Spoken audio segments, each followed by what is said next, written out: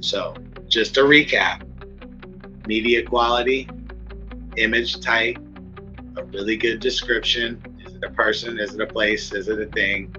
I personally add in an art style or multiple art styles at various places in the prompt.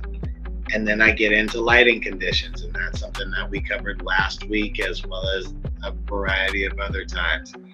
Some of those lighting conditions are 3-point lighting, blue hour, golden hour, twilight, silhouettes, chiaroscuro, half rear lighting, moody, cinematic, studio lighting, volumetric lighting, which is my personal favorite. And then another one that's becoming my second favorite is long exposure. So those are some of the types of lighting conditions that I might use in multiple places within my prompts.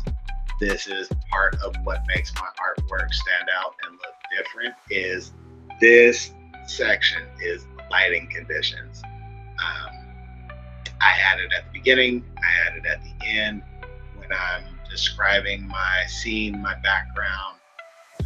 Those are places where I'll include a variety of that list of lighting conditions, and it really helps me to enhance whatever the artwork is. I'll tell you, for me personally, as you can see in the background, I've got a light here, I got a light right there, and I got a light right there. So 3-point lighting for me has been a learning curve. I do not come from media. It's something that I'm learning as an entrepreneur because I have to be able to market my products and services. I have to learn how to produce media content, if you will. And so once I realized that as an entrepreneur, I really began to take content creation more seriously and look at it through a different lens of, hey, this is a necessity and it's no longer me just showcasing what I can do. I need to be able to provide some level of value. And so this show really has been the way that I have been able to give back to my AI community, is giving all of how I'm doing what I'm doing. And then if you want more refined, detailed information, that's where I'm encouraging people to subscribe. That way they're able to get the one-on-one help that they need. I also have a spot on my website that if you want to reserve a 30-minute time slot to just sit and talk, you can do that too. You can reserve it on marshallartistry.com. I believe I put the link at the very, very top of the comments.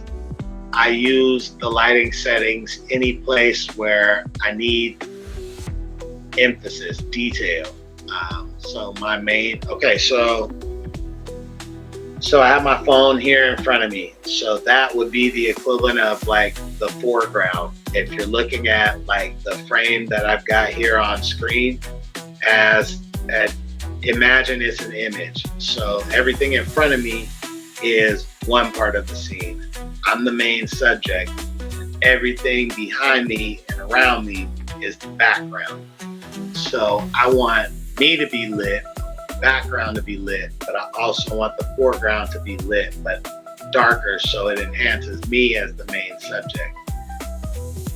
If you light your main subject and have it lit in a certain way, the viewer's eyes are going to be drawn to that first. And then they'll go on what I call the visual tour by going around everywhere else on the page or the screen.